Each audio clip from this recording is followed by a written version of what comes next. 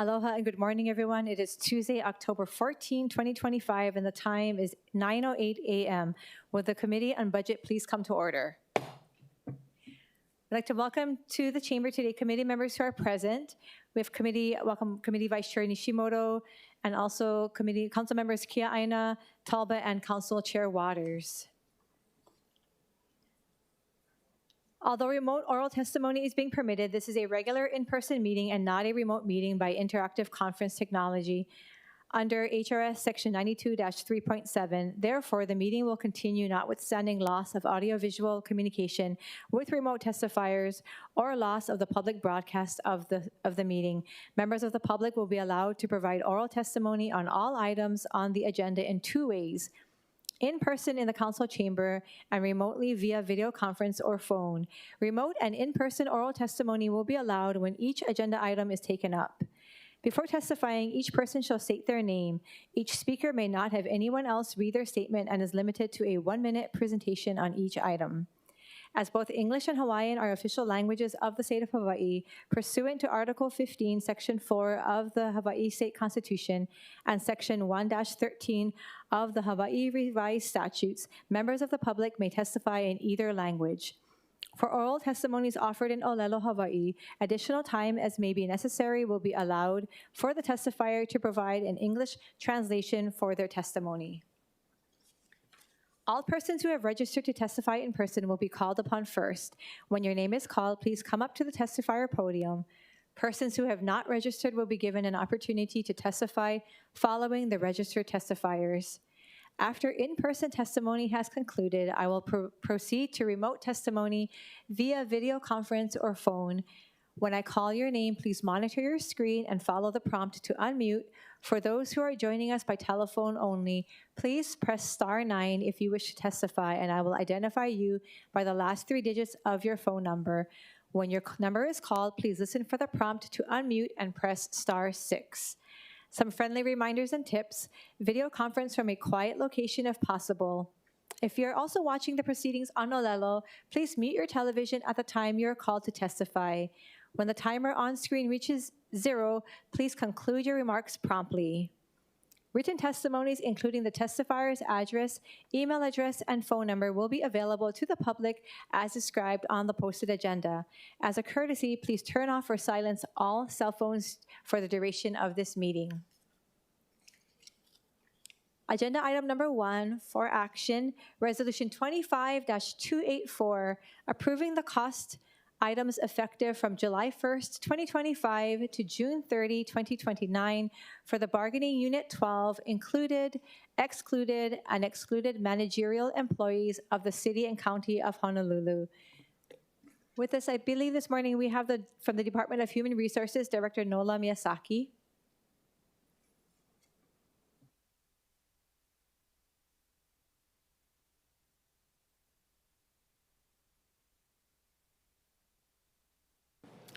Good morning, Nola Miyasaki, Director, Department of Human Resources. Thank you, Budget Chair Okimoto, Council Chair Waters, and members of the committee. Thank you for this opportunity. On behalf of Mayor Rick Blangiardi, we're pleased to ask the Budget Committee for your favorable consideration of the cost items for the State of Hawaii Organization of Police Officers, SHOPO, Bargaining Unit 12, for the period July 1, 2025 to June 30, 2029. And I believe in the reso, the attachment shows all the cost items. Thank you, Director. Members, do we have any questions for the Director? Chair Waters? Thank you. Thank you so much for your hard work and total support. But I know what you said, that the dollar amounts are in the reso, but for people watching on Olelo, would you mind just laying out what it is that we're approving? Potentially approving. Thank you. Basically the collective bargaining agreement went into arbitration, and this is the arbitration award that was awarded by the arbitrator recently. It awards 5% for the across the board raises for all of the officers, including their step movements, which are every 3 years. There's a several percentage depending on what level they're at. So it's kind of a longevity that is part of the traditional pay system. And there will be a lump sum of $1,800 paid to each member on July 1, 2026. The total salary costs for bargaining unit 12 for the 4 years will be $221,164,973.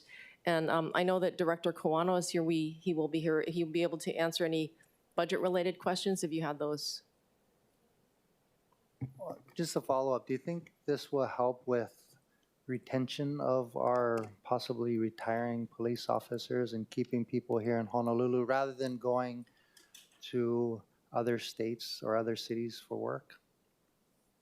So, Chair Waters, the retention piece of the collective bargaining agreement, any additional retention pay has to be separately negotiated as a supplemental. So for example, when we negotiated the recruitment bonuses for the 5-year $25,000 bonuses for the starting police officers, those are all, well, the recruitment bonuses are separate, but we do, for anything that's retention outside of the current contract, we do have to negotiate that separately. No, I understand that, but 5% per year each year is what I'm hoping is that officers will look at that and think, okay, I should stay. Because ultimately, after 4 years, that's 20%. It's 20% plus the bonus, plus the step movements. So the step movements, you know, if you look at the 4-year contract, it's approximately 4%. So we're looking at a 24% increase to salary, base salary over 4 years for every SHOPO member, and plus the $1,800, you know, cash bonus on, well, I shouldn't say cash, but lump sum bonus on July 1, 2026. So this is substantially the same across the board increases that we gave in the last collective bargaining contract, except for the COVID year where there were no increases to any of the employees in the city. Okay, and then lastly, looks like we have resolved most of the other bargaining units with the exception of bargaining unit 15 and bargaining unit 11, firefighters and ocean safety. Is that correct? Correct. There's arbitration scheduled for the firefighters in December, early December, and I believe the ocean safety arbitration is February or March. Okay. It's after the first of the year. Okay, terrific. Thank you so much. Thank you, Chair. Thank you. Thank you, Chair Waters. Members, any further questions for the director? Thank you. Seeing none, we'll now proceed with testimony. Thank you. We'll now proceed with in-person oral testimony in the council chamber. Clerks, do we have any in-person testifiers for this item? Chair, there are none. Thank you. Now we'll now proceed with remote testimony. Clerks, do we have any registered or non-registered testifiers for this item? Chair, there are none. Thank you. Members, we are in discussion. Okay. Seeing no further discussion, the chair recommends that Resolution 25-284 be reported out for adoption. Any objections or reservations? Hearing none, so ordered. I'd like to welcome to the chamber with us Councilmember Dos Santos Tam. And moving on to agenda item number 2, Resolution 25-285, authorizing a transfer not to exceed $696,940 in the general fund monies from the provision for grants, partnerships, and security activity, current expenses character of expenditure, of which $33,526 to the Department of Community Services, Community-Based Development Activity, Salaries Character of Expenditure, and $663,414 to the Department of Community Services, Community-Based Development Activity, Current Expenses Character of Expenditure is needed to meet the local match grant program needs of the Department of Community Services. With us this morning, we have from the Department of Community Services, Deputy Director Edward Los Banos. Aloha and good morning, Edward Los Banos, Deputy Director, Department of Community Services. So the committee chair described our resolution pretty accurately, and what it intends to do is a dollar-for-dollar match.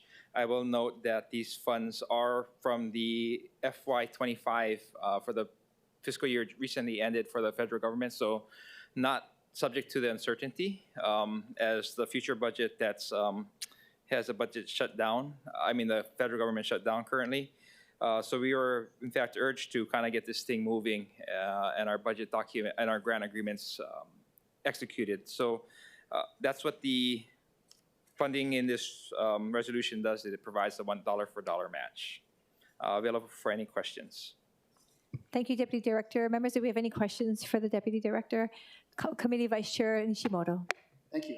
I'm just curious, one question. You know the salary component, does that count for the in-kind local match? Yes, so it does it does count for it is included in the local match. I think we did receive additional funds, more funds than we anticipated being awarded this year. So that bump is reflects that what we're allowed to take in as far as administrative costs. So It can be allocated entirely towards the grant programs, or it can be allocated towards salaries, but we do have staff to pay in order to administer these funds. how much is the staff cost? I can get you that number. I'm not aware of that. We're using across- that to count toward the match then, right? Yes. But you don't know how much that is. I'm not off the top of my head. I don't know exactly how much of the total 600, because it's a dollar for dollar match. We need $696,000 from the from the city match. So there's a matching 696,000. Right. I don't know off the top of my head of the roughly $1.4 million how much of it is goes through salaries, but I can definitely get that over to you. Okay, thank you. Thank you, Committee Vice Chair Nishimoto. Members, any further questions? Deputy Director, really quickly, if you could just explain, I know that we have the titles of the parts of the department where the monies will be used, but can you explain quickly what these community-based development outreaches are, activities, and where these salaries are going to be used specifically? So the Emergency Solutions Grant Program is a program by the Federal Housing and Urban Development Grant Fund. The Emergency Solutions Grant Program specifically addresses homelessness. So our programs are emergency shelter, street outreach, rapid rehousing, and then the homeless information system are the key areas. We do issue grants on there. We manage that through nonprofit service providers. And then the salaries would go towards our administrative staff that oversee the grants. Thank you. And how many personnel are we looking at for these salaries? I believe that one funds 3 positions. Okay, thank you very much. Members, any further questions for the Deputy Director? Okay, thank you, Deputy Director. Sorry, Councilman Okumoto, if Oh, you yes. one comment, because it didn't get great coverage yesterday. I will share that the state of Hawaii did open its $50 million nonprofit grant relief program for the shutdown. It didn't get great coverage yesterday, so I think, and it does have a tight turnaround. It opened yesterday at 10 a.m. It closes Friday, October 24, 2025. So I mean, I was anticipating questions about availability of funds and those kind of things, but I did want to raise that in my comments that there is available funds for any nonprofits servicing vulnerable populations that need assistance reduced during the as a result of the shutdown. Thank you very much for that information. Thank you. Seeing no further questions for the Deputy Director, we'll now proceed with in-person oral testimony in the Council chamber. Clerks, do we have any in-person testifiers for this item? Chair, there are none. Thank you. Proceeding now with remote testimony. Clerks, do we have any remote testifiers for this item? Chair, there are none. Seeing no further testimony, members, we are in discussion. Seeing no further discussion, the chair recommends that Resolution 25-285 be reported out for adoption. Any objections or reservations? Hearing none, so ordered. Members, moving on to agenda item number 3, Resolution 25-287, authorizing a transfer of $1 million in general fund monies from the Department of Parks and Recreation, grounds maintenance activity, current expenses character of expenditure to the maintenance support services activity, current expenses character of expenditure for fiscal year 2026 that is required to meet budget shortfalls for maintenance support services to maintain and repair projects at various parks and locations. Members, we have a proposed hand-carried CD1 OCS 2025-08 22/10/9/2025 at 2:08 p.m., submitted by myself, the CD1 makes the following amendments. A, in the be it resolved clause, corrects the transferring activity name from grounds maintenance services to grounds maintenance to conform to the activity name in the ordinance 25-38 relating to the executive operating budget and program for the fiscal year July 1st, 2025 to June 30, 2026. And B, makes miscellaneous technical and non-substantive amendments to conform to standard drafting conventions. With us from the Department of Parks and Recreation, this morning we have Dori Amano Mitsui. Good morning, Dori. Thank you for being here with us. Hi, good morning, everyone. Dori Mitsui, Department of Parks and Recreation. Laura Thielen apologizes she couldn't be here today. She's actually out sick. And we just wanted to provide some background regarding why we're asking for this transfer. So in 2016, MSS was downgraded from the division of DPR to a branch of Division of Parks, Maintenance, Recreation Services, PMRS. Over the subsequent years, some budget items in PMRS were listed under the MSS branch, and some became listed under the Grounds Maintenance branch. For example, reconstructing of outdoor courts was placed in ground maintenance and not in MSS. Last year, DPR submitted a reorganization to restore MSS as a division. As part of that effort, we have identified work that should stay within grounds maintenance and work that is more appropriately located in MSS, began reassigning the responsibilities accordingly. Several months ago, BFS issued DPR its budget allocations for FY 2027. The base budget for MSS did not include the funding levels that were added to FYs 24 through 26, such as ARPA, CDBG, and council ads. This left MSS trade section with lower budget levels than the past 3 years. DPR reallocated budget items between the two divisions in our FY 2027 budget proposal to reflect their appropriate responsibilities. We are seeking council approval to do the same for the current FY 2026. This $1 million is not being dedicated to any one park or project. The funds are being assigned to different trades within MSS to provide them with the supplies they need to respond to the literally thousands of work orders it receives each year. For example, the MSS plumbing section is receiving the largest portion of the funds as they handle the largest number of work orders. The money will enable them to keep supplies to replace broken toilets and sinks, broken irrigation, which includes timers, and repair broken water lines. Similarly, the other trades will use the funds for their supplies as well. Welders who make gates and other improvements will have base funds to purchase metal and fuel. Masons who repair the concrete and asphalt will have base funds to purchase aggregate and other supplies. Carpenters who repair roofs, bathrooms, and buildings will have base funds to purchase supplies. We ask for your support for FY 2026 to shift these funds where they are more appropriately aligned with MSS's responsibilities to keep our parks safe and operable. Thank you. Thank you so much, Dori. Members, do we have any questions for the department? Thank you very much. Seeing no further questions, we'll now proceed with in-person oral testimony in the council chamber. Clerks, do we have any in-person testifiers for this item? Chair, there are none. Thank you. Proceeding now with remote testimony. Clerks, do we have any registered or non-registered remote testifiers? Chair, there are none. Thank you. Members, we are now in discussion.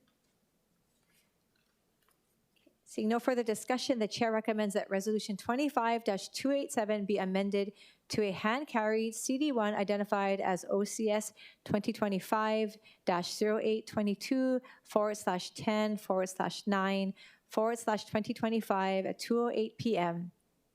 Any objections or reservations? Hearing none, the resolution is amended to a CD1. The chair then recommends that Resolution 25-287 be reported out for adoption. Any objections or reservations? Hearing none, so ordered. Moving on to agenda item number 4, Resolution 25-262, repealing the policy on the fare box recovery ratio for the city bus system. Members, Resolution 25-262 is a consecutive referral that was heard first by the Committee on Infrastructure, Transportation, and Technology. And I do believe we have the introducer here, Councilmember Dos Santos Tam. Would you like to share any background information on this? Thank you. Much of the background information's in the recitals in the front, but the core principle here is that the fare box recovery ratio has never been met over the past several years, and since it was instituted, it's missed the mark about half the time. It's an unrealistic goal, and if you carry out the intention behind it, which I think is a good intention, it would force us to either reduce bus service, reduce quality if we're not meeting it, or raise fares to the point where we are meeting it. And both of those outcomes, I think, to me, are unacceptable if we're going to have a goal of getting riders to use the bus, having a robust transit system that serves the needs of the people. And so, I think that it's time now to say, thanks but no thanks to the fare box recovery policy. And maybe in the future, when Skyline and the bus, fully integrate, we can have this conversation again. But for the time being and for the next few years, it's really not a useful metric whatsoever.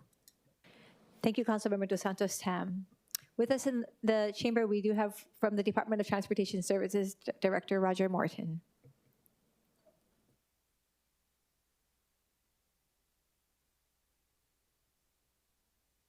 Aloha, Chair Okimoto, Vice Chair Nishimoto, Roger Morton, Director of Transportation Services. I support the elimination of the recovery, operating cost recovery resolution for almost exactly the same reasons as Councilmember Dos Santos Tam just enunciated. So I think that it could be a valuable tool. I think it's not a valuable tool at this time, but as we get our Skyline system into downtown, the incremental costs of going into downtown from an operating perspective are not, they're much lower than the incremental increase that we'll have in ridership, and that's the time we should look at that. So I support the resolution. Thank you, Director Morton. Members, do we have any questions for the Director? Thank you, Director. Seeing no further questions, we'll now proceed with in-person testimony in the council chamber. Clerks, do we have any in-person testifiers for this item? Chair, there are none. Thank you. Proceeding now with remote testimony. Clerks, do we have any remote testifiers for this item? Yes, Chair, we have Donald Sakamoto online. Okay, aloha, good morning, Mr. Sakamoto. Yes, good morning, Chair Okimoto, Vice Chair Nishimoto, rest of the members of Budget Committee. Donald Sakamoto. I support the resolution, the intent of the resolution by Councilmember Dos Santos Tam, and I look forward to working with you folks on this important structure of the fare box ratio. Thank you. Thank you, Mr. Sakamoto. Members, do we have any questions for the testifier? Seeing no further testimony or questions, members, we are in discussion. Seeing no further discussion, the chair recommends that Resolution 25-262 be reported out for adoption. Any objections or reservations? Hearing none, so ordered. Thank you, Councilmember Dos Santos Tam. Members, now moving on to agenda item number 5, Bill 54, 2025, CD1, updating and amending certain sections of Chapter 15B, revised ordinances of Honolulu 2021 as they pertain to the fare structure for the multimodal municipal transportation system. Members, the committee approved the posted CD2 OCS 2025-077/9/24/2025 11:45 a.m. version at the September 23, 2025 meeting. We have a proposed hand-carried CD2 OCS 2025-0811/10/9/2025 at 12:54 p.m. submitted by myself. The proposed CD2 makes the following amendments. A, in Section 2 of the bill, which amends ROH 15B-2.1, amends the bill as follows. 1. Amends subsection A by amending the new defined terms to individuals with very low income instead of individuals with extremely low income. 2. Amends subsection B by adding an adult, non-resident, and senior citizen Hawaii residents only passenger category to the fare structure table. B, adding Medicare card holders to the list of individuals eligible for reduced fares. C, changing the term individuals with extremely low income to individuals with very low income in the list of individuals eligible for reduced fares. And D, clarifying which passengers are eligible for the reduced fare for different rides and passes. 3, deletes subsection K, which removes personal care attendants from the exception to paying a fare for the city bus system and the city rail system.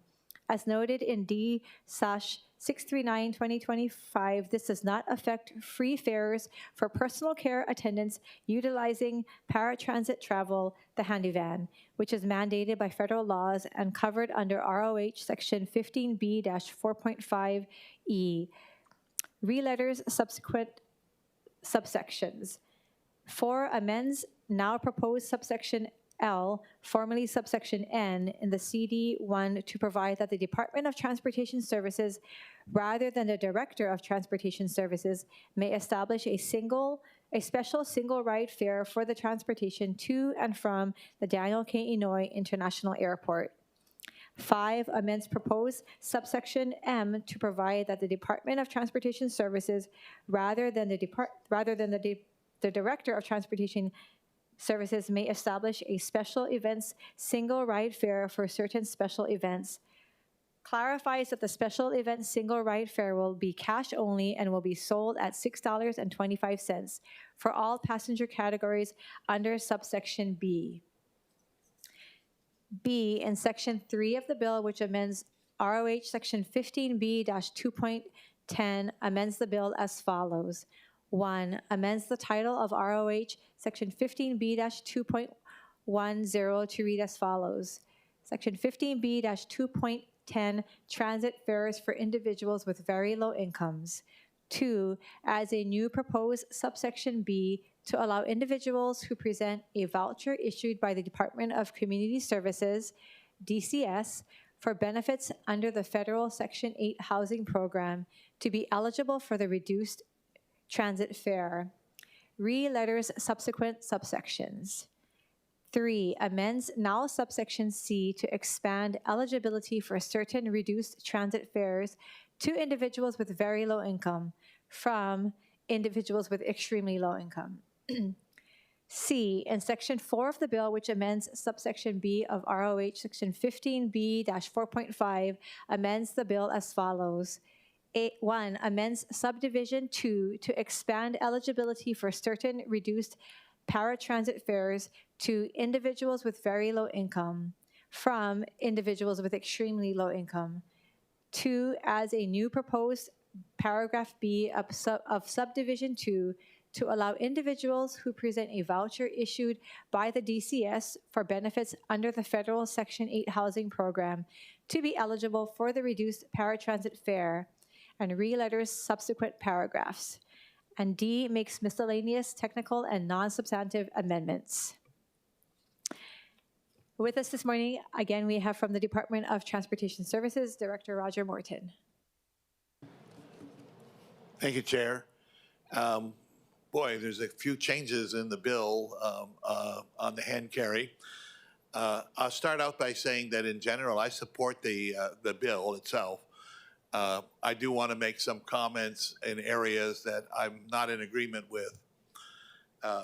First of all, the bill establishes a new category of non-resident adults that would have a different fare structure than resident adult riders. I can't see how our bus operators will distinguish who is a resident and who's not a resident. Because they are allowed to, the bill provides that they can pay cash fares on buses for that, and there's just no way.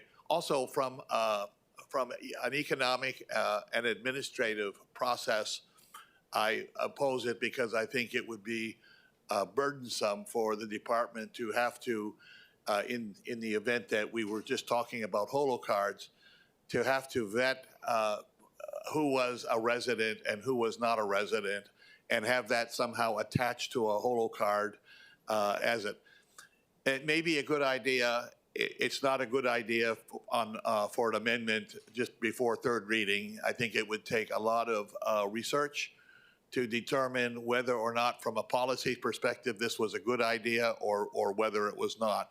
We haven't had a chance to do that type of research, and so therefore, for that measure, we stand opposed to that measure of having a new category of non-resident adult. I would also point out that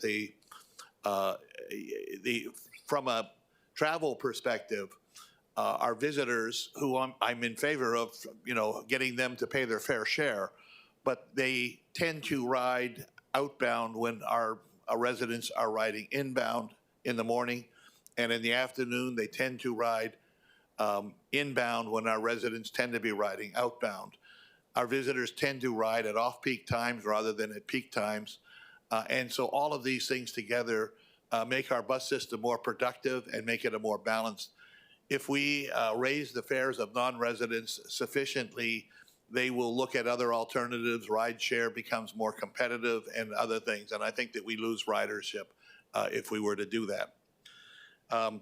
Another second proposal was to establish senior citizens with a special fare that was different than people with disabilities, different than handy van eligible people, different with people from households that have low income, and different than Medicare cardholders. The bulk of the deeply discounted fares, 70% of all of the deeply discounted fares are in fact seniors. The other four categories collectively are 30% of the ridership. We think that it makes better policy sense that all of these deeply discounted riders pay the same fare and not have seniors differently than others. As for what that fare is, we're frankly ambivalent as to whether all of them pay $45, no change in the current fare, or all of them pay $50. But we think it would be a mistake to have some members of the deeply discounted group that now pay the same benefits, to have them differentiated. So, in favor of I'm in favor of all of them being the same, and could live with either no change in the fare or all of them have a $5 increase. The approximate fare revenue from deeply discounted groups is about 9 cents per ride. It's exceptionally low, much lower than comparable systems on the mainland. But again, that's a choice that we've made, that we want to keep our kupuna, our people with disabilities, with very, very, very low rates, and I'm okay with that, but I think it should be the same rate. For definition of low income, changing it from extremely low income to very low income, and including the other additional eligibility as being eligible for some type of HUD program. Our initial analysis of this is that we would increase our eligible population from about 110,000 people to about 180,000 people, and that we would look to lose somewhere in the order of $6 to $8 million in revenue. Again, I think that there's some logic to some of those things, but I think at a committee hearing just before third reading, it's premature to have that type of change without having a full opportunity to have the department engage in research over what the implications of that would be. So in summary, we oppose the establishment of non-resident adult fare categories. We recommend parity among all deeply discounted fare categories, and we oppose raising the low income threshold from 30% to 50% of the area median income. Happy to answer questions. Thank you so much, Director Morton, and thank you very much for the testimony provided from the department. Members, if you have any questions for the director at this time. Committee Vice Chair Nishimoto. Thank you. Had some questions about your testimony. Just wanted to get some clarification. So I understand that the non-resident fare category would be a burden administratively for you guys, right? Are you opposed to the concept? Or is it something that you're willing to look into? I'm not opposed to the concept. I think that our visitors should pay a fair share for transportation. And I'm not opposed to the concept, but I do think that it would take careful consideration as to how that would be structured. And part of the bills, frankly, is not enforceable by bus operators. Yeah, I mean, I get how administratively it would be tough. I think the concept is something that we've seen, at least I've seen on the state side. We've done it a lot in state parks and charging two sets of admissions, one for non-residents, one for residents. I think it's worked out okay. We haven't heard too many complaints from non-residents. You used the word that we'd have to find what would be sufficiently kind of the place where non-residents would pay more. Just offhand, what do you think that is?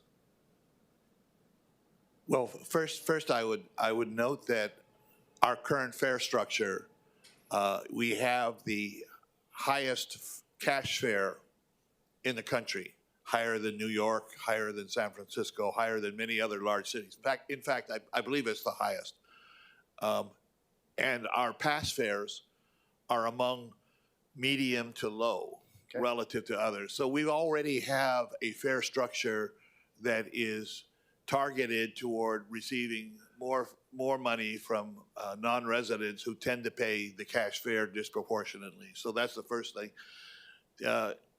The levels of what would be reasonable, not necessarily opposed to the levels that are in there. I just think that it's a very heavy lift for us to figure out how we would administer that. And I think it would be something that would take us,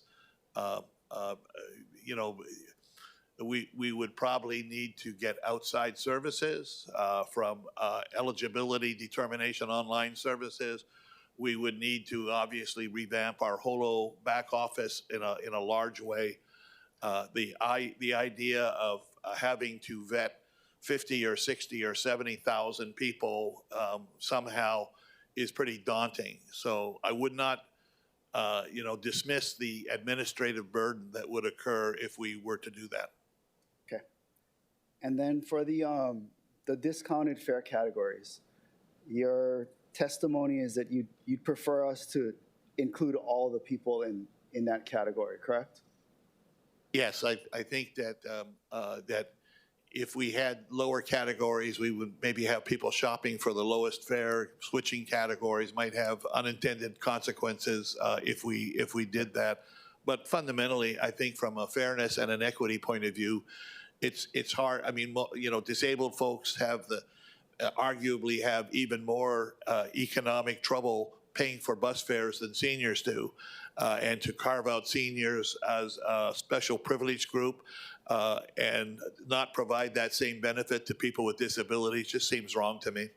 And that would only, adding the other 4 groups, I think there's 4 of them, it would add about 65 grand, you said, right? Yeah, because it's a pretty small group.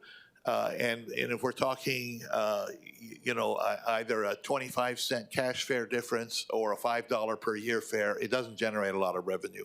Okay. And then finally, for the definition of low-income eligibility, how much did you say that would cost us if we made this change?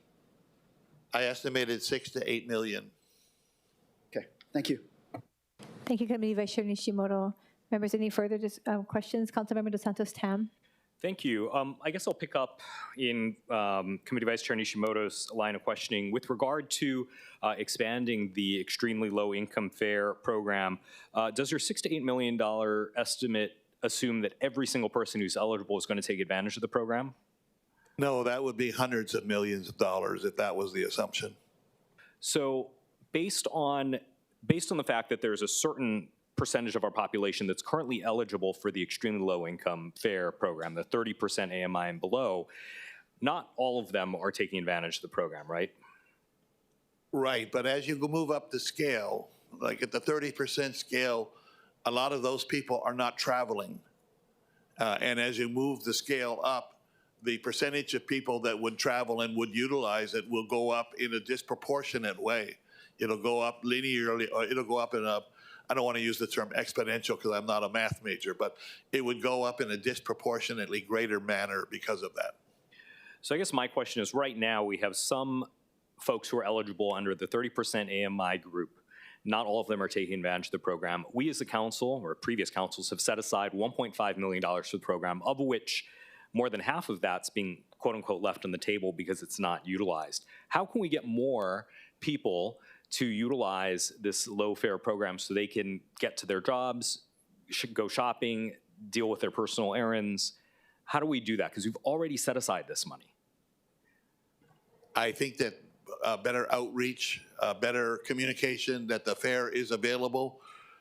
It is a fairly daunting task to go through the Department of Community Services vetting. One of the requirements is certified income tax returns, and those are barriers. I acknowledge those are barriers to getting higher participation rates.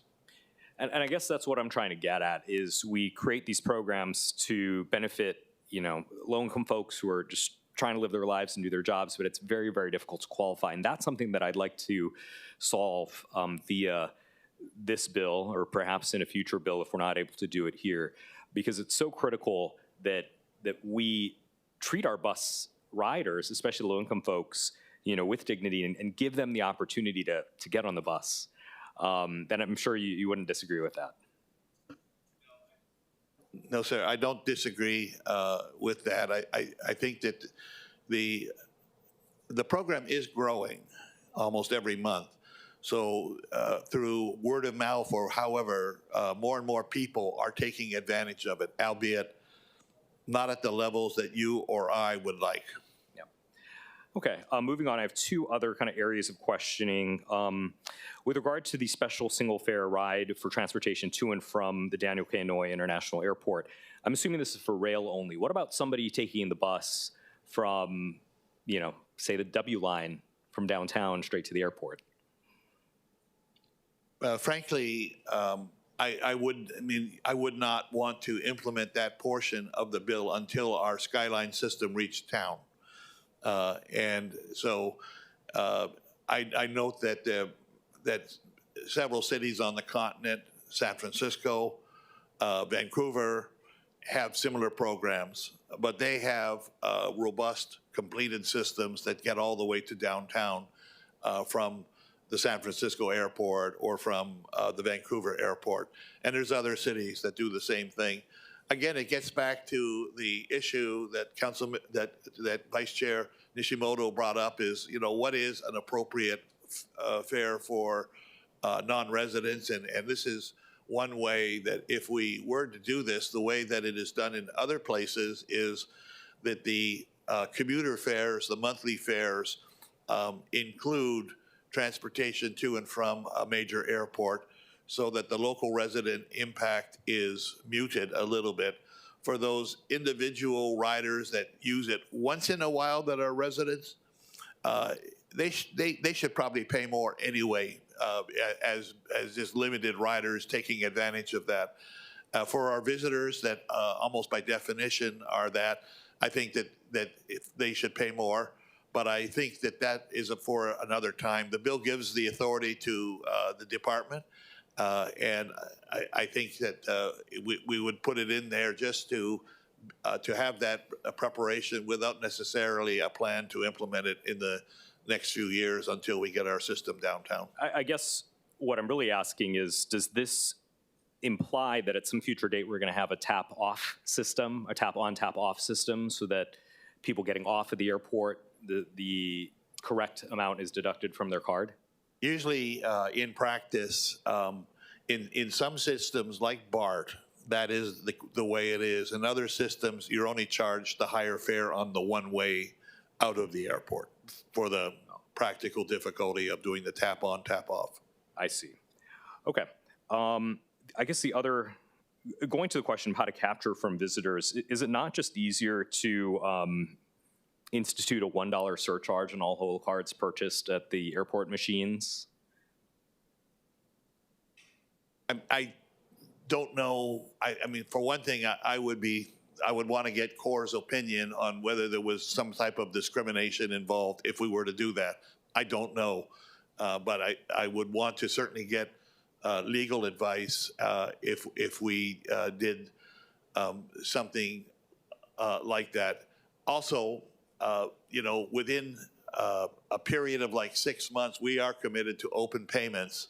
And at that point, we don't think that the regular visitor will take the time and effort to obtain a Holo card. They'll simply use their contactless credit card.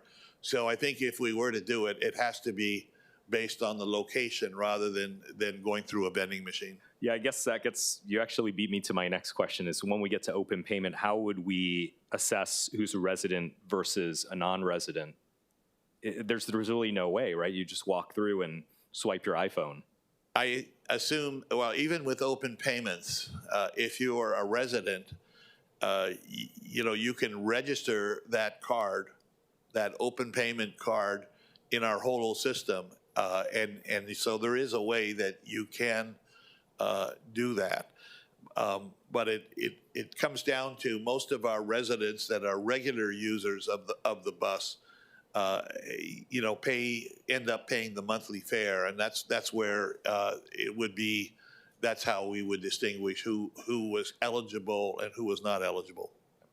And then I guess my last question for this is related.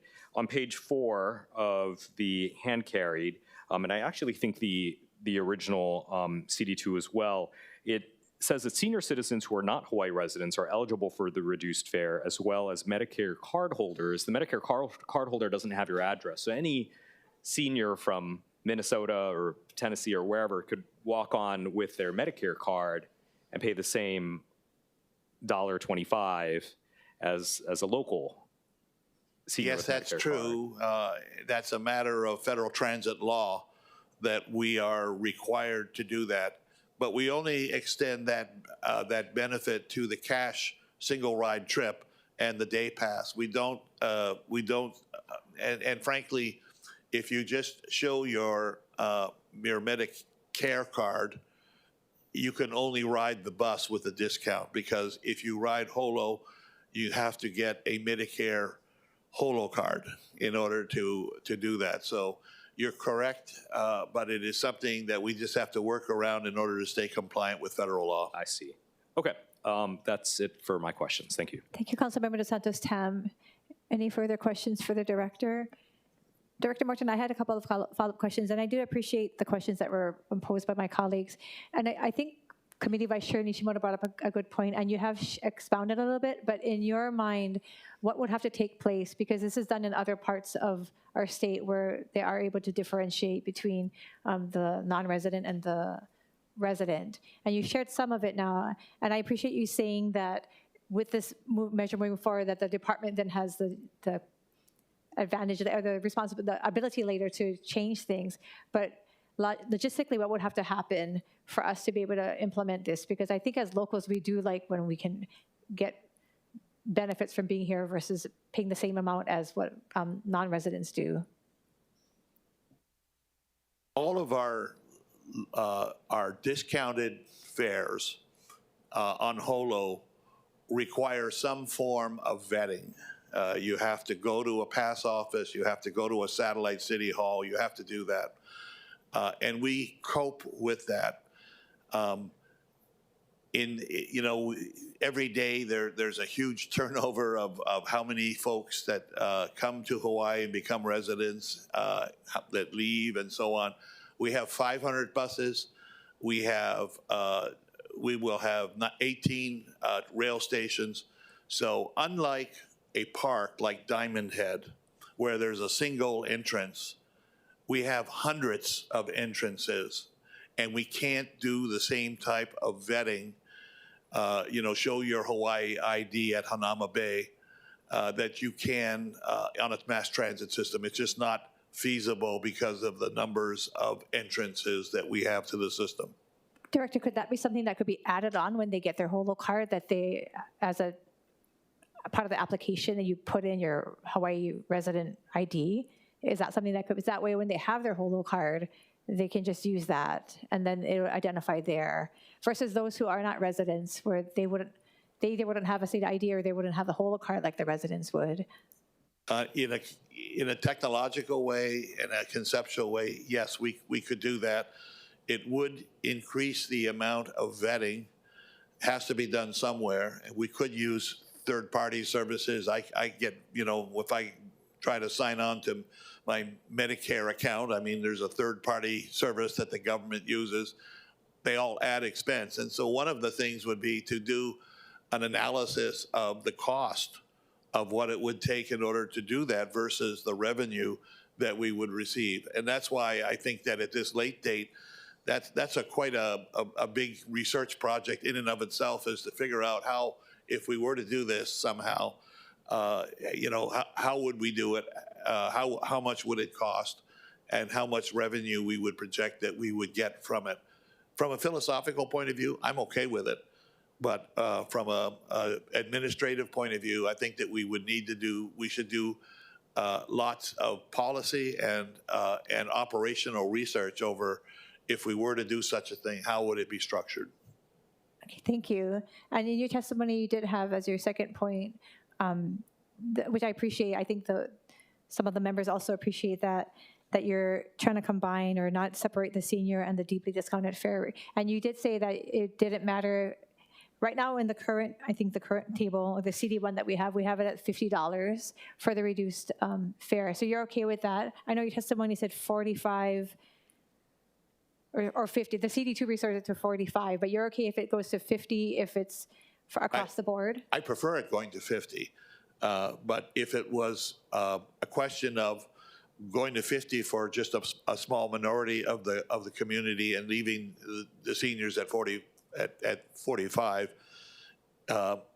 it just seems divisive and not really very equitable to do that. So I'm okay with either 45 or 50. I prefer 50, which was the original proposal. Thank you for the clarification. Okay, members, do we have any further questions for the director? Okay, thank you, Director. Thank you. Seeing none, we'll now proceed with in-person oral testimony in the council chamber. Clerks, do we have any in-person testifiers on this item?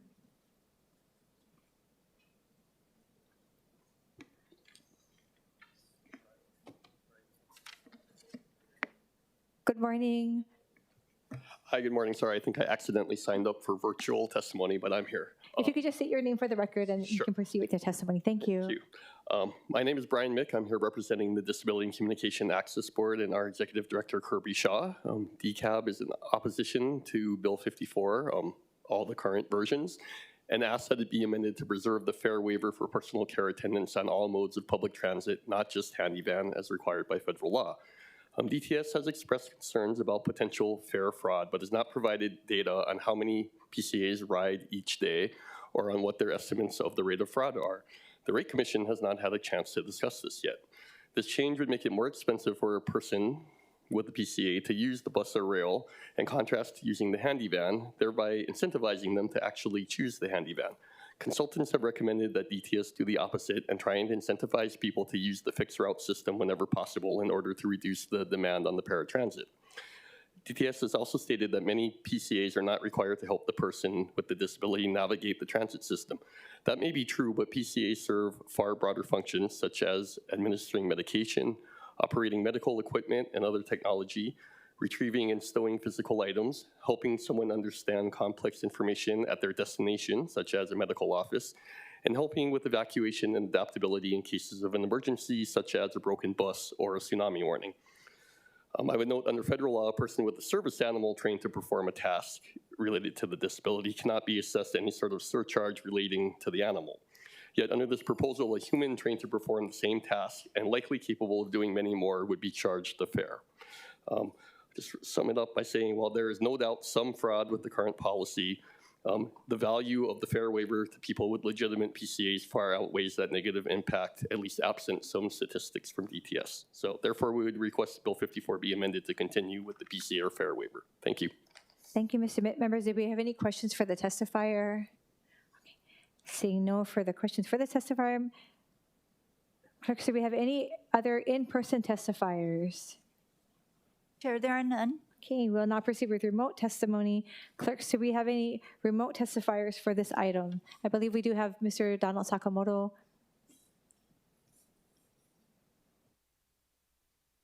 Good morning, Chair Okamoto, Vice Chair Nishimoto, and the rest of members of the Committee for Budget. Donald Sakamoto, longtime paratransit rider, bus rider, and possibly a Skyline rider too. But anyway, I pose Bill 54 CD2 as same as what's stated by Disability Communication Access Board. As a blind individual, a personal care attendant is very important for people with disabilities. And to simply wave this away is a hardship because you never can tell when you might need somebody to assist you on Skyline, the bus, etc. So I'll be going out to the rail dedication tomorrow. I was invited by the mayor and Department of Transportation, sir. I'm going to look at the rail system and see how accessible it is and make my comments to Director Martin, as well as to you folks. But it's very also the 25 cents surcharge. I'm kind of leery about that because you said that Medicare people can pay cash, and then you're going to call on the bus, and then you're going to charge 25 cents. It's very hard for people to put a lot of money in a holo card if they're on low income or very low income. So they need that money to buy other things. So I oppose this bill, but I would recommend that you take back the personal care attendant on the bus and Skyline. I think it's unjust. Yeah, thank you. Thank you very much, Mr. Sakamoto. Members, if we have any questions for the testifier? Seeing none, I believe we do have one more hand raised online. If you're joining us remotely, if you could press *9 on your phone. I see 488 as the last 3 digits. And please unmute and identify yourself by stating your name for the record, and you can proceed with your testimony. Aloha, this is Auntie Casey Connors for the record. I used to be before the volunteer chair of the Windward Homeless Alliance, and my background's in economic development. Mahalo, Chair Okimoto and the committee, and Director Morton for all the research and work. However, I strongly oppose most of the fare increases, and only think that the 50% increase for lower income would be helpful.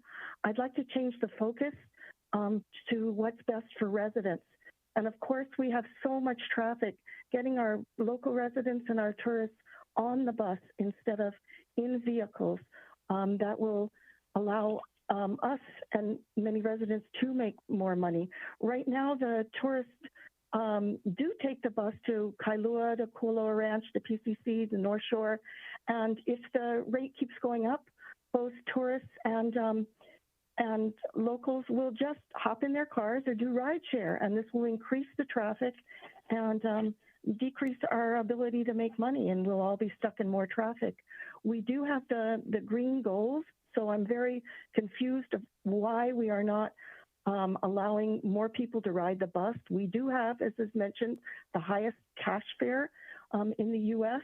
And if you look at any poverty study, the number one key out of poverty, look at the MIT, NYU, is transportation and transportation accessibility and costs. Once again, on our side, I have seen personally how a bus pass can get someone back to work. And I have seen huge, scary homeless men cry when they got a bus pass or even a week-long bus pass or fares. And so that is very, very important for our side. A lot of the people on our side do not have steady income, and they do not have all these forms, even though they are low income and very low income, to get the qualifications for this, the discounts. And they will stay home. They will not work. They will also call EMS to get to the doctor. Thank you, Ms. Connors. If you could just wrap up your testimony. If you could wrap up your testimony. Loss of revenue. Can you also look at what the low fares, how the lower fares empower people to get to work, to get to the medical, and what the cost will be to the community if they are not able to afford Thank you very much. transportation. Thank you very much. Members, do we have any questions for the testifier? Okay. Seeing no questions, Madam Clerk, do we have any other remote testifiers? I don't see any of their hands online. Chair, there are none. Thank you. Seeing no further testimony, members, we are in discussion. Councilmember Tolba. Thank you, Chair. You know, at this point, I think the bill needs some work. So if we move forward, I'm going to have to vote no on the bill. Thank you. Okay, thank you, Councilmember Tolba. Council Chair Waters. Thank you. You know, just taking into account testimony today from both Department of Transportation Services and Mr. Mick, if we could provide the waiver for the personal care attendant, I think that would be very helpful. You know, initially I liked changing the term individuals with extremely low income to individuals with very low income in the list of individuals eligible for reduced fares. However, after hearing Director Morton's testimony about this will end up costing between 6 and 8 million, I'm concerned because, you know, I think OTS is in negotiations with the bus drivers, and every dollar I think can help. Because, yeah, I'll leave it at that. And then as far as the adult non-resident, I really like the idea of charging them more, but unless we come up with a plan on how to do it, I think that might be difficult. That's all I have. Thank you. Thank you, Council Chair Waters. Members, any further questions or discussion? Councilmember Dos Santos Tam. Thank you. I agree with Councilmember Tolba's assessment that this bill needs a little bit more work, especially because of the changes that are coming in here on the second committee hearing.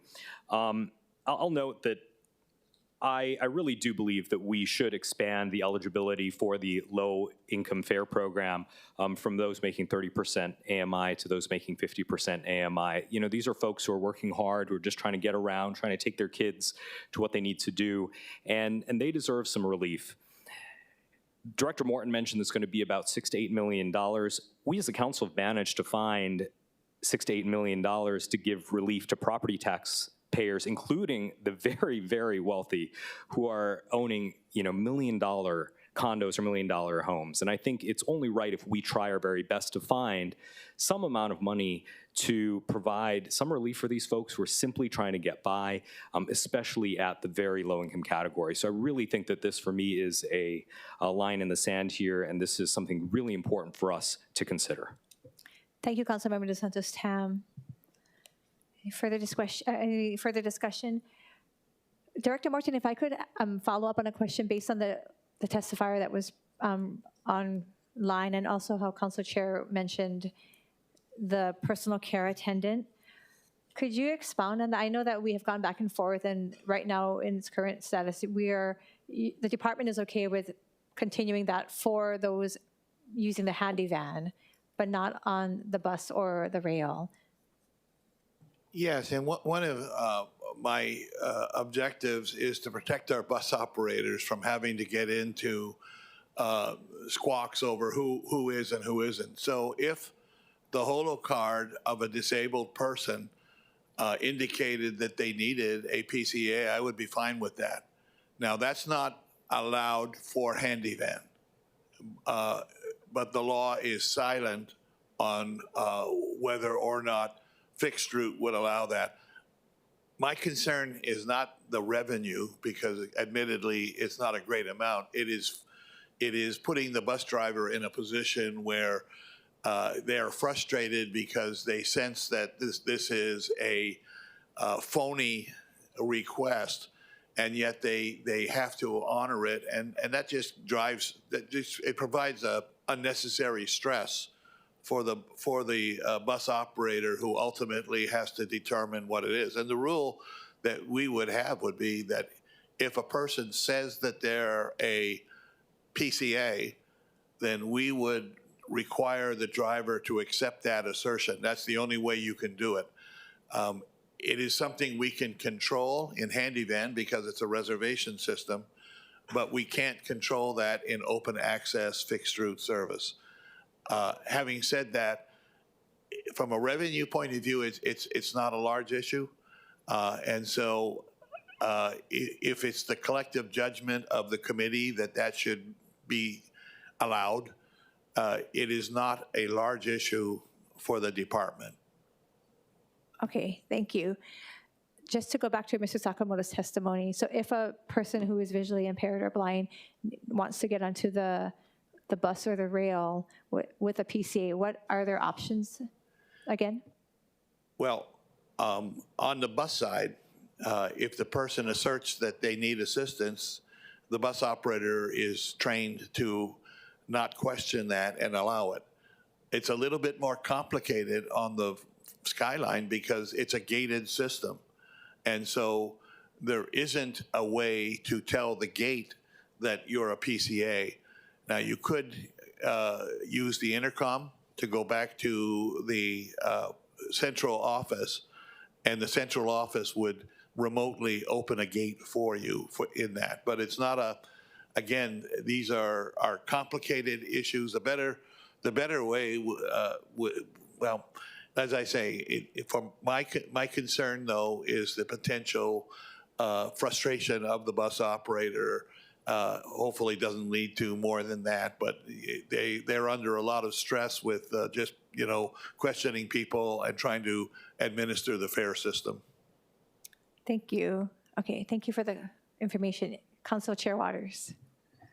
Thank you. Great discussion. I'm so interested in, or curious how this works. So currently, someone just gets on the bus with someone who's disabled and says they're the personal care attendant, and the bus driver makes a call and either lets them on or says, no, you're not. Is that currently how it works? No, I mean, if it could in some cases, but that's pretty much how it works. Yeah, that they just assert that they're a caregiver. Could we work with Brian Mick's office and say, if you are a personal care attendant, you go to their office, apply for a waiver, and then we issue them a holo card? Would that work? Take the stress off of the bus operator. It would put the stress onto DCAB, but it would certainly take the stress off the operator for trying to ascertain whether this was a legitimate assertion.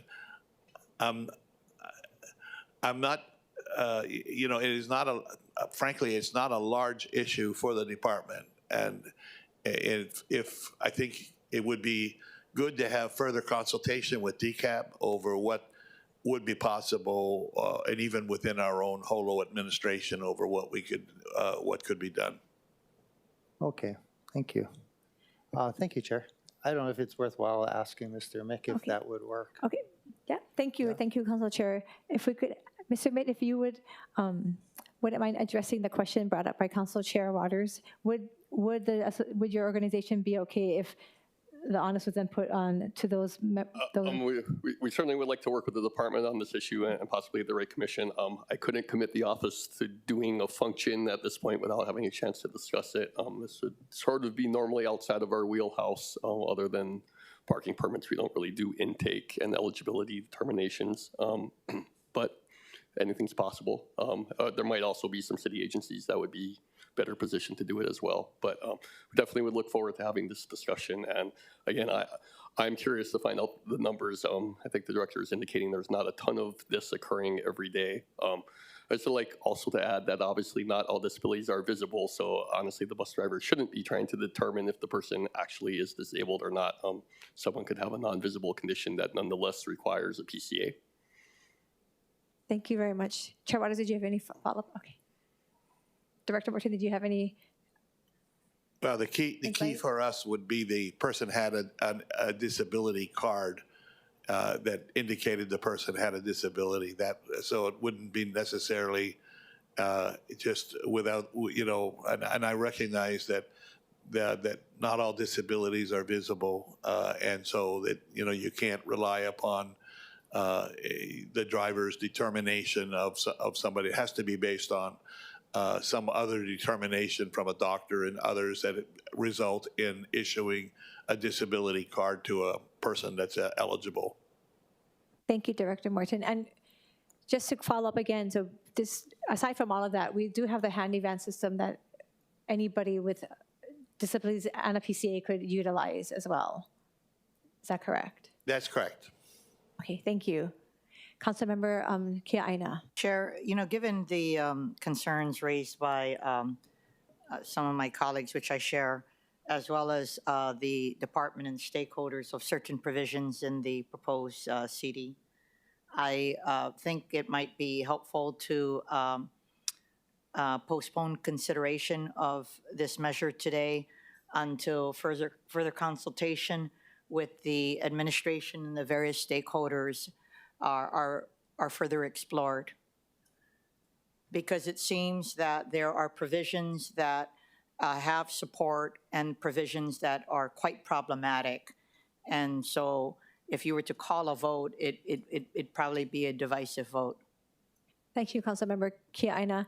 Director Morton, based on what Councilmember Kia-Aina just mentioned, how does this impact or affect your timeline if we were not to proceed and we were to postpone the decision on the measure?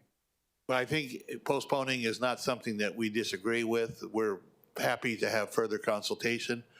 I think that the one thing that we probably would need to amend would be the effective date, which in the bill is January 1st, not opposed if it was amended to July 1st.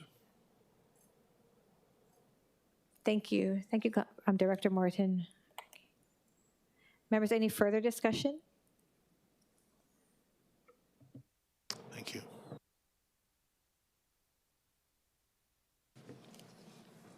Members, I really appreciate the discussion. I know that this is something that we don't take lightly.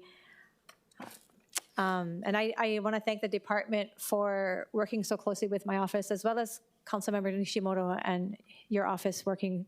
We want to make sure that we get this right. And kind of based on the discussion that we've heard today, I think as a chair, I'm inclined to do as Councilmember Kia-Aina suggested, knowing that the department is okay, is in accordance with that. Based on that, the chair recommends that action on Bill 54, 2025, CD1 be postponed to a date and time to be determined by the committee chair.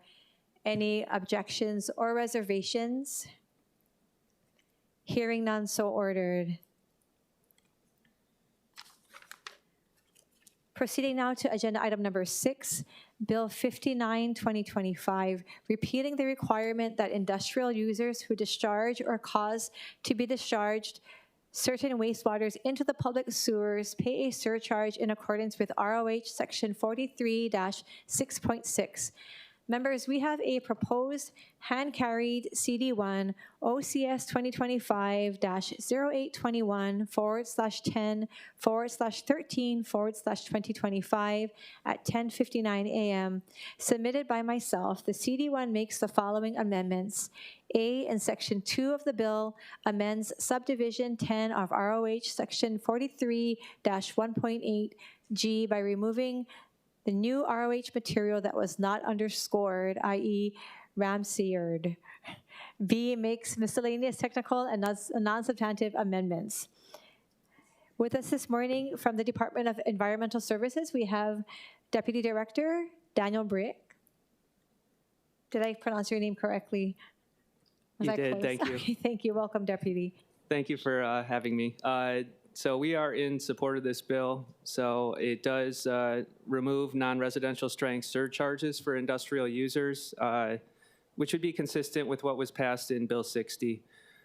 These industrial users, we have a pre-treatment program that we regulate industrial users through a permitting process. And through this permitting process, we have inspections and sometimes make the industrial users install pre-treatment devices when applicable. So this is something that we don't feel is necessary to have, and we support this bill to be consistent with Bill 60. Happy to answer any questions. Thank you. Do we have any questions for the Deputy Director? Okay. Thank you. Seeing none, we'll now proceed with in-person oral testimony in the council chamber. Clerks, do we have any in-person testifiers for this item? Chair, there are none. Thank you. Proceeding now with remote testimony. Clerks, do we have any remote testifiers for this item? Chair, there are none. Thank you. Seeing no testifiers, members, we are in discussion. Okay, seeing no further discussion, the chair recommends that Bill 59, 2025 be amended to the hand-carried CD1 identified as OCS 2025-0821/10/13/2025 at 10:59 a.m. Any objections or reservations? Hearing none, the bill has been amended to a CD1. The chair then recommends that Bill 59, 2025 CD1 be reported out for passage on third reading. Any objections or reservations? Hearing none, so ordered. Thank you, Deputy Director. Moving on to agenda item number 7, Bill 61, 2025, addressing real property tax exemptions. Members, we have a proposed hand-carried CD1 OCS 2025-0826/10/10/2025 at 9:21 a.m. submitted by Councilmember Nishimoto. I will at this time like to turn the time over to Councilmember Committee Vice Chair Nishimoto for any explanation. Thank you. I appreciate it, Chair, for you and the members to consider the CD1. These are just amendments that we worked out with the administration. That's for some of the issues they raised in our last committee hearing. It takes care of their concerns. Again, this bill is may not be needed, but it's insurance in case we cannot work out the issues in time. With HCDA and administration. Things are going well, but just in case, I request that you move this along with the hand carry amendments that we've worked out with the administration. Thank you. Thank you, Committee Vice Chair Nishimoto. Okay, with us in the chamber, we have from our Department of Budget and Fiscal Services, Director Andy Kawano. Good morning, Director Kawano. Good morning, Budget Chair Nishimoto, Chair Waters, Honorable Council Members, Andy Kawano, Director of Budget and Fiscal Services. I'd like to echo Councilmember Nishimoto with regard to working with administration.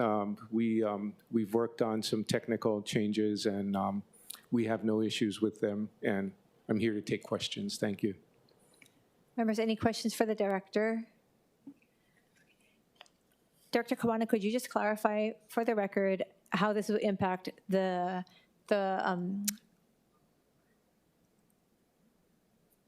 recertification or the people in the community that this will impact? Because I know this is going back to, I think, 2017. So this is, if you could just specify that this is not anybody new, but this is just those are currently in operation. Yeah, so in general, the bill ensures that taxpayers that have filed and have been awarded the exemption, the 50% exemption, can effectively extend it for another 2 years. The exemption was established such that it would be a 2-year exemption, 50% of the assessed value of the properties in that district, in the Kaka'ako district as defined. And what had happened is HCDA increase the FAR ratio in their rules. And what the bill does is it aligns the ordinance with the rules so that we're able to review, the applications and approve them accordingly. So far, based on data that we have, we are approving applications in line and in a comparable basis with the past. So I think we're in a good place. Okay, thank you. And again, to clarify, not new applicants. This is just currently the ones that are in operation. There were a few new applicants that missed their update last time, but the good news is all of them fall at 1.5 in terms of FAR or lower. So they would have qualified under ordinance as written previously. Thank you for that clarification. Members, do we have any other questions for the director? Okay. Seeing none, thank you, Director Kawano. Seeing no further questions, we'll now proceed with in-person oral testimony in the council chamber. Clerks, do we have any in-person testifiers for this item? I believe with us we have Mr. Craig Nakamoto. Is that correct? Yes. Good morning, Mr. Nakamoto. Sorry, good morning, Chair Okimoto, Vice Chair Nishimoto, and committee members. Actually, my name is Ryan Tam. I'm the Director of Planning and Development for the Hawaii Community Development Authority. I'm here on behalf of Executive Director Nakamoto, who wanted to be here, but is watching us from vacation on the mainland. So as you know, HCDA did support strong written testimony, and strong support of Bill 61, CD1. In the interest of time, we did want to just stand on our written testimony. In addition, though, we wanted to acknowledge and express our appreciation to Council Members Nishimoto, Dos Santos Tam, the administration, Director Kawano, and RPAD staff for their assistance and support in kind of working through and resolving, addressing this issue. So again, we are in strong support of Bill 61, CD1, and subject to your questions. Thank you, Mr. Tam. Members, do we have any questions for the testifier? Thank you. Okay. Proceeding now with remote testimony. Clerks, do we have any remote testifiers for this item? Chair, there are none. Thank you. Seeing no further testifiers, members, we are in discussion. Okay, seeing no further discussion, the chair recommends that Bill 61, 2025 be amended to the hand-carried CD1 identified as OCS 2025-0826/10/10/2025 at 9:21 a.m. Any objections or reservations to the amendment? Hearing none, the bill has been amended to a CD1. The chair then recommends that Bill 61, 2025 CD1 be reported out for passage on third reading. Any objections or reservations? Hearing none, so ordered. Members, moving on to agenda item number 8, Bill 63, 2025, addressing the dedication of certain property for affordable long-term residential rental use. Members, we have a proposed hand-carried CD1 OCS 2025-0828/10/13/2025 at 9:28 a.m. submitted by Councilmember Kia Aina, and I would like to turn time over to Councilmember Kia Aina for the explanation.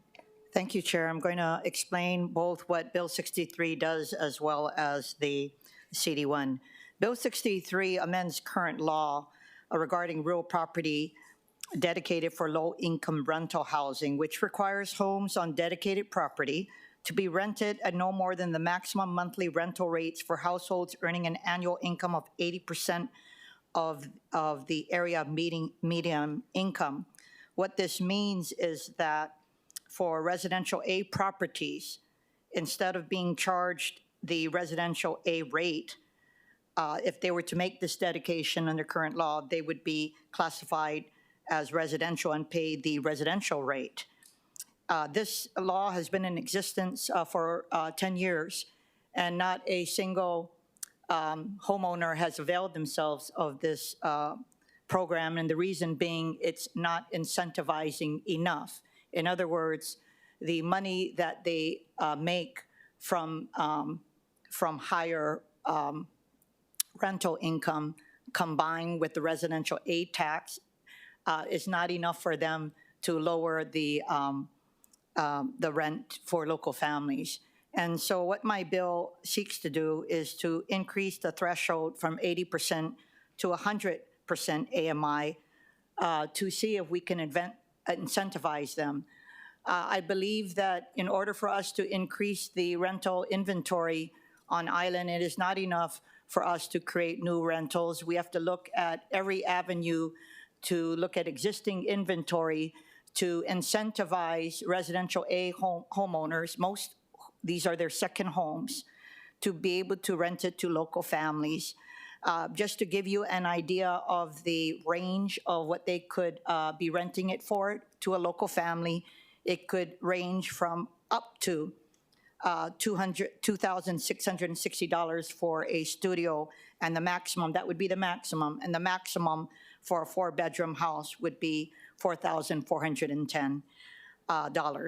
With regard to my CD1, it provides technical amendments, but the most important provision to me is that it removes the current requirement that property must have been purchased at a value less than the current value of properties that are classified as residential A. And under current law, it is $1 million, and the proposed bill that is on the mayor's desk is going to increase the first tier to $1.3 million. I did not feel that we should be narrowing the universe of available homes to homes that that are less than the value of residential A. It doesn't make any sense to me. All homes should be on the books. And as many of you know, a lot of these second homes are not just for investors. A great majority of these homes are local families whose parents or grandparents passed the household down. There is no mortgage, but a lot of them have families, and they are trying to keep these homes. So I feel that my bill does two things. Number one, it lowers the rates for local families who have homes, but they already have primary homes of their own. They're saving it for their children or their grandchildren once they are able to receive the home. And it also provides an inventory at a lower rental rate for local families who continue to leave in droves. There are not enough rental units to accommodate our local families. And again, I feel that that's what my measure seeks to achieve. Thank you, Councilmember Kia-Aina, for that explanation. With us today, we again have our Director Kawano from the Department of Budget and Fiscal Services. Good morning, Budget Chair Okimoto, Chair Waters, Honorable Council Members, Andy Kawano again, Director of Budget and Fiscal Services. There's not much to say. I thought Councilmember Kia-Aina did a good job of briefing everyone on the hand carry. We've been working with the council member and her staff for weeks, and there may be technical issues that have to be ironed out, but we have no concerns about the measure. The one thing I'd like to say, though, is along with, I believe what should be posted as our written testimony, that we should still consider, council members should still consider standing up the permitted interaction group so we can look at all of the active real property tax measures together. That's all I have to say. I'll take questions. Thank you. Thank you, Director Kawano. Do we have any questions, members, for the Director? Okay, thank you. We'll now proceed with in-person oral testimony in the council chamber. Clerks, do we have any in-person testifiers for this item? Chair, there are none. Thank you. Proceeding now with remote testimony. Clerks, do we have any registered or non-registered remote testifiers? Chair, there are none. Okay, thank you. Seeing no testimony, members, we are in discussion. Councilmember Kia-Aina. Thank you, Chair. I echo the comments of the BFS Director. I have appreciated working with him and his team. But having said that, because the CD1 did not come out until yesterday, I feel that because it's such an important measure, I would like to ask for it to pass but be deferred out of committee. I feel that I would like to work with the department a little more. I want to work with stakeholders who are concerned about certain provisions of the bill. And I am reading the comments that have been made by the testifiers. And so I have no problem because I want them to be able to look at not only the underlying bill, but as well as the CD1 before we move forward. I am open to a permitted interaction group, and so I leave it to you and the vice chair in providing guidance to committee members on whether this and all other real property tax measures are held until a PIG is is established. And if not, my intent would be at the next budget hearing to move this item for action. Thank you, Councilmember Kiaina. Members, any further discussion? Okay. I want to thank Councilmember Kiaina for working so closely with the department and Director Kawano again. We really do appreciate the communication and the and then just the amendments, but we want to make sure that we do this right. And I appreciate you and your input and the hard work that you and your office has put into this. Hearing the discussion and the comments, the chair recommends that Bill 63, 2025 be amended to the hand-carried CD1 identified as OCS 2025-0828/10/13/2025 at 9:28 a.m. Any objections or reservations to the amended hand-carried CD1? Hearing none, the bill has been amended to a CD1. The chair then recommends that action on Bill 63, 2025 be postponed to a date and time to be determined by the committee chair. Any objections or reservations? Hearing none, so ordered. Thank you, Councilmember Kiaina. Moving on to agenda item number 9, Bill 64, 2025, requiring the mayor to submit a report on appropriations at the same time budget documents are submitted pursuant to Charter Section 9-102.1. And this was introduced by Council Chair Waters. Chair Waters, did you want to introduce any or give any explanation or just take it up during discussion? During discussion, okay. I'd like to welcome back with us the Department of Budget and Fiscal Services Director Andy Kawano.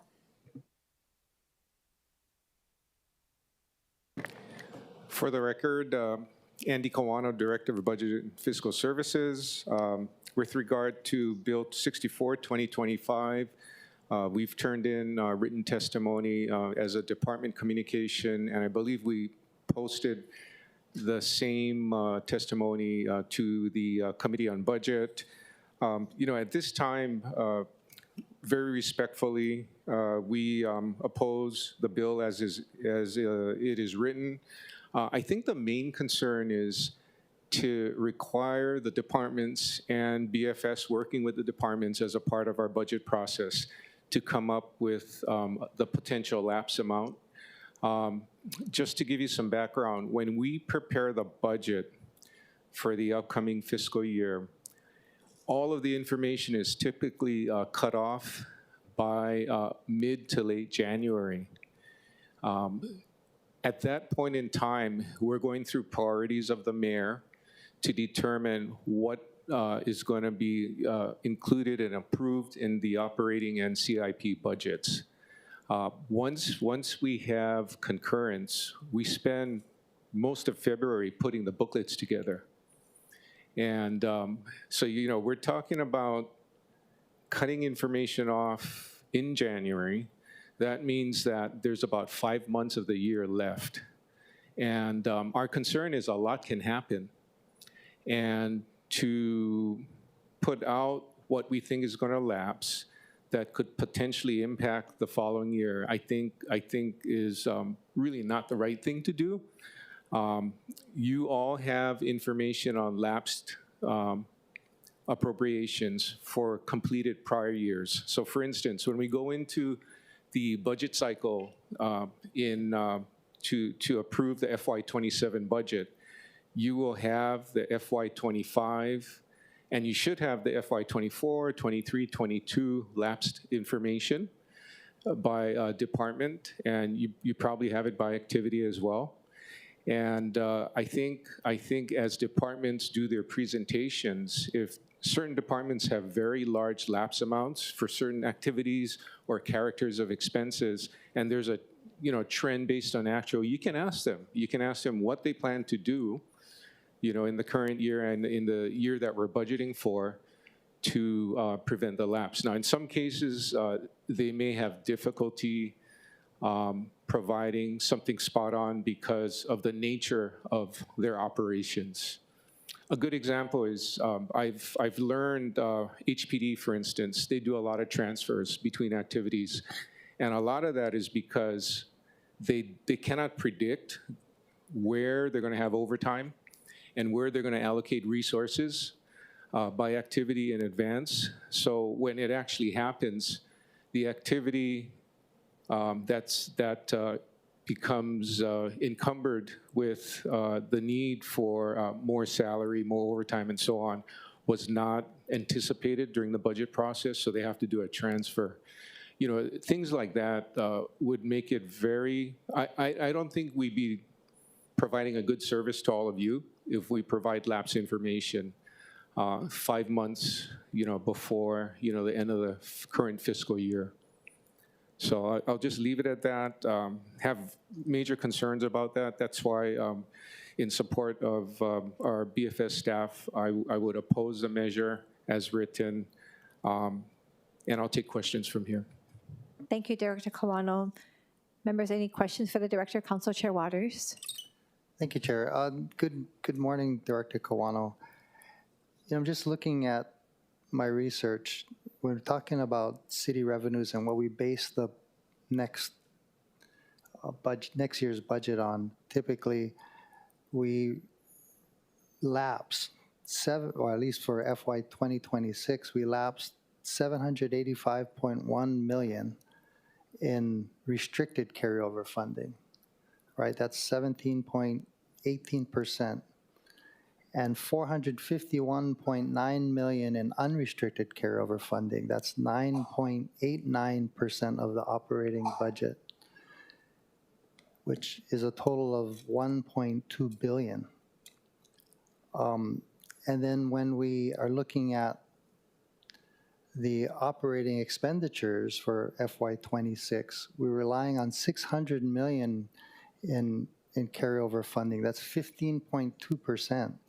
So we're carrying over a lot of money.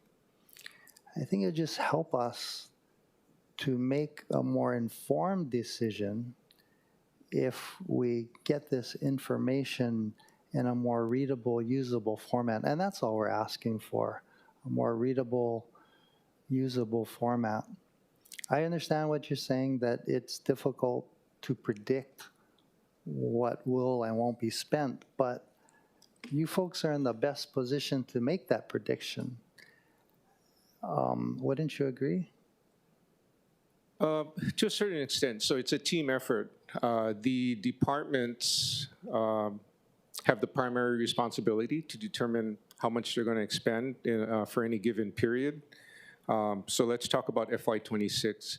I am not in the best position to predict, how much ENV or HPD or DPP will lapse. Right. They provide us with their budget proposal, and based on what they provide, we do a review and analysis, and we ask them about lapsed balances from prior years where we have actual information. So we have that discussion. If we feel that they have enough of an explanation to support what they're proposing to budget for FY27 this year, so I'm going to talk forward that we're actually in the budget phase for 27. We support what they submit. We feel that based on an actual basis, you already have a lot of information. You have trend information on an actual basis. So if a department year after year over budgets an activity or a character of expense and there's a trend, that can be fixed. But a lot of times it's not, always that case. We have different activities or characters of expense that actually lapse, in large dollar amounts. So, you have information. I think for us to put a number out there for fiscal 26, 5 months before the year ends, is probably not going to be accurate. Well, it wouldn't be you doing it. It would be you requiring or getting the information from the various departments and then compiling that and submitting it. So really, it'd be putting the burden on the departments. Let's just take HPD as an example, right? OCS does an annual report on lapsed funding. And what did they lapse? 14 million or so in patrol, right? We know there's now over 400 vacancies. Why couldn't we use some of that money from the lapse funding and go buy police cars, bulletproof vests, and new equipment for HPD? Right? I'm just saying this information will help us make that determination. And again, I know it's going to be a little bit more difficult, but we're asking you to help us. Because once you start doing it, it's a muscle that you don't have right now, but once you start working it out, it gets stronger. Yeah. So the data included in Bill 64 annually will include departmental breakouts by function, program, activity, source of funds, and total funds. So you don't have a difficulty or a problem with that part of the bill. Is that correct? You just don't like estimating. Yeah, I think it's not. It really puts us in a bad position. Talk about HPD. We don't know what's going to happen as we go further and further into the year. So, when we're in the early March timeframe of 2026, those budget numbers that would be provided to you, Chair, with the approximate lapse amount would be based on data, again, sometime between January 15th and the end of January. We don't know what's going to happen during the rest of the year. There could be a tsunami where there's a lot of overtime used. And, actually last year, when we went through the budget process for FY26, we actually reduced HPD's requested budget, the mayor's requested budget by, I think, a large amount, more than $5 million. So there was a cut in terms of what they submitted. As a percentage, if I look at the general fund, their percent of lapse is not that large. And because of, their higher rate of pay compared to other city departments, if they incur a lot of overtime because of the vacancies you brought up, we can chew through that excess cash pretty quick. And we want people to be safe, and we're gonna expend the overtime, right? The chief will, based on what's prudent and what's necessary to protect the public. So, I'm not comfortable at all doing that. I mean, if you think about it, I've been at this for 6 years now. You've been at it for almost 5. This is what happens every year. Every year we lapse $1 billion. Every year. So at some point, it becomes more predictable. I get exactly what you're saying, but after 5 years of the same thing over and over again, we're asking you to just at least make an educated assessment. Okay, I'm in a tough spot because if we spend responsibly and we are allowed, we're able to save where we can, those savings, you can call them savings or lapses, go back into our equity or fund balance. So when we sell bonds, that's a big plus. So the fact that we're slowly growing our unreserved fund balance, we've been able to do that since COVID, with all of the COVID funding that came in and being responsible. And at the same time, continuing to feed funding into our fiscal stability fund, which should be, by June 30, 2026, we'll be approaching $200 million. So that's the rainy day fund. that's a big plus in terms of the bond holding community Yeah, but that the reviews us. lapse funds don't automatically go into the reserve fund. We have to do it, right? The council has to do it in the budget bill, put money into that reserve fund, correct? We do, and we could do more. Right, Yeah. but it doesn't automatically go into that reserve fund. It works into what next year's budget's gonna be. We base our next year's budget on money that we lapsed, right? In prior years. In prior years. I mean, you and I've had this discussion before. It's just amazing, right? It's amazing, but it's not a bad thing because it gives us stability going forward for any kind of unpredicted catastrophe that could happen, where we're going to have to expend, big dollars in public safety, in DFM, E&V and other departments that provide support. So it's okay to disagree, but I don't agree because of what I've stated during my testimony. Well, in your Department Communication 754, you're saying that this measure will create an additional administrative burden. To me, that just means you don't want to do the work. I think because it would really, be, I wasn't finished. Sorry.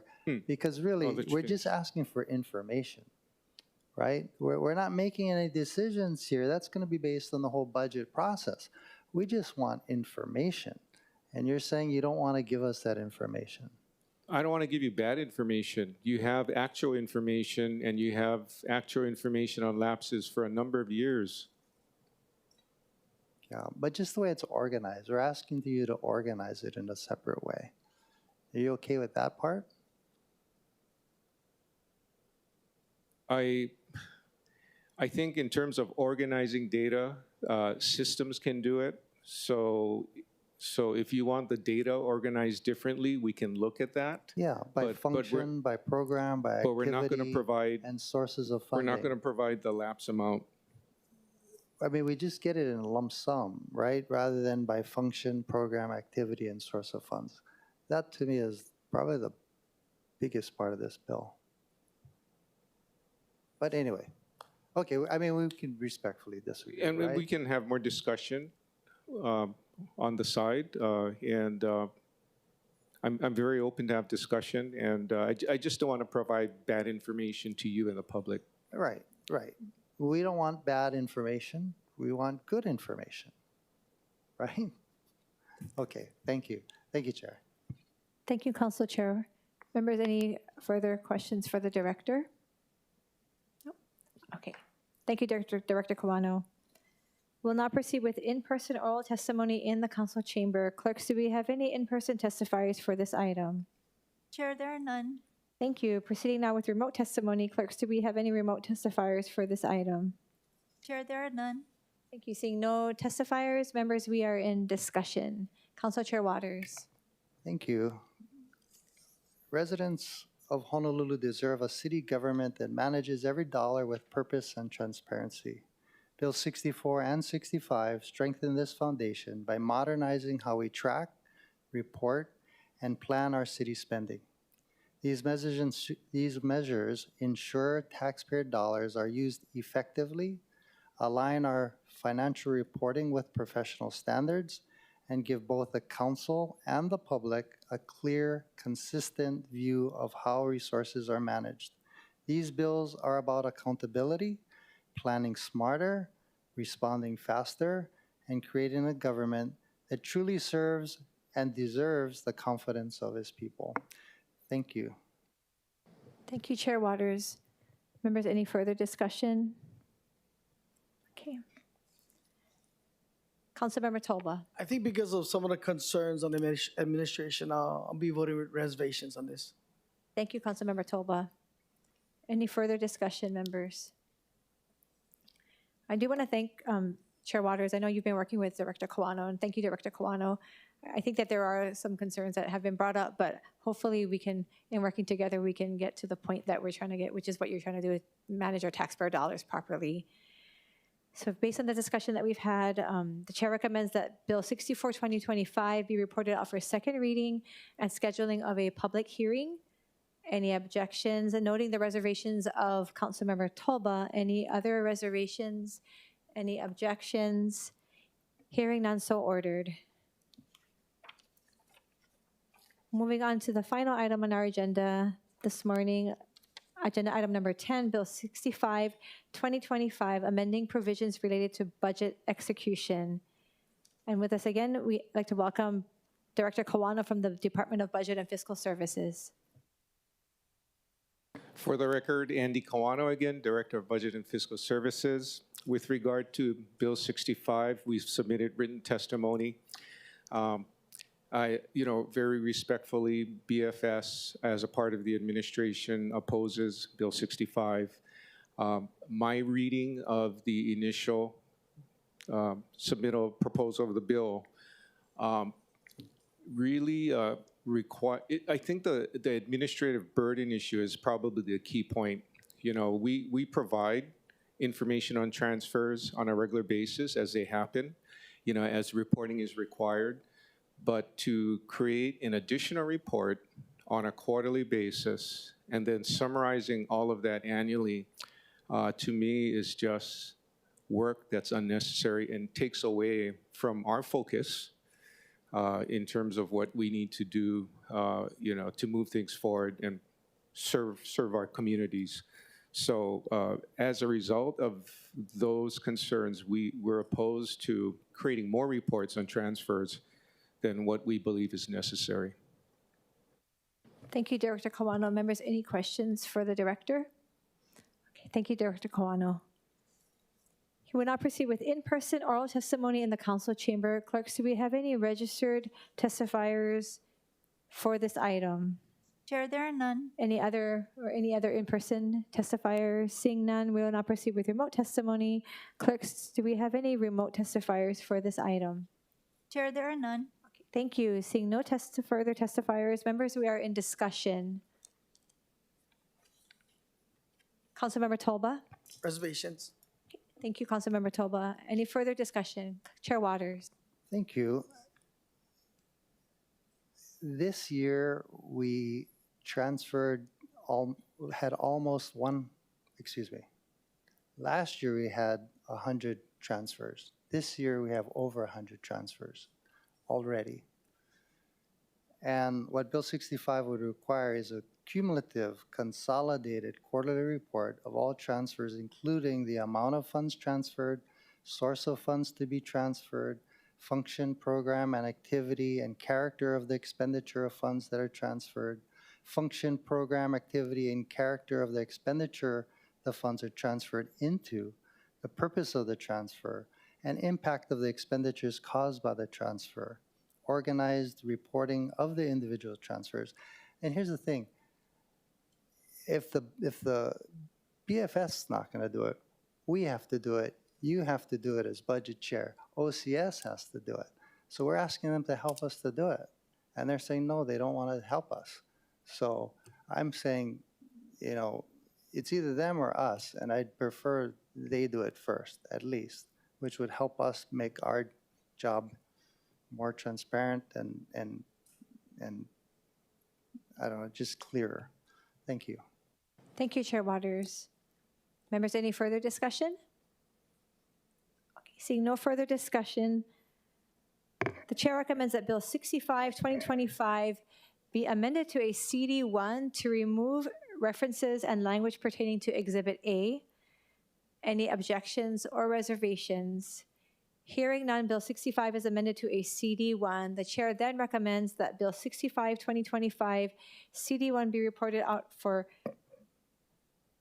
I'm sorry, Councilmember Tolba, is your reservations on the amendment also?